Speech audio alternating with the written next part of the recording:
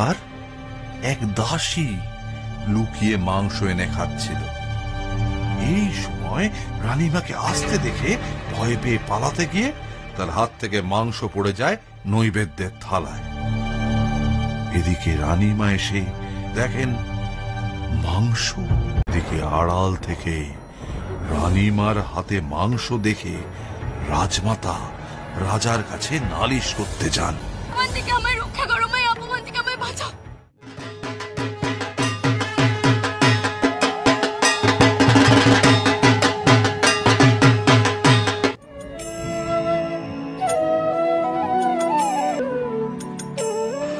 কেঁদো না রানীমা, মা বিপদতারিণীকে ডাকো, দেখবে সব বিপদ দূর হয়ে যাবে।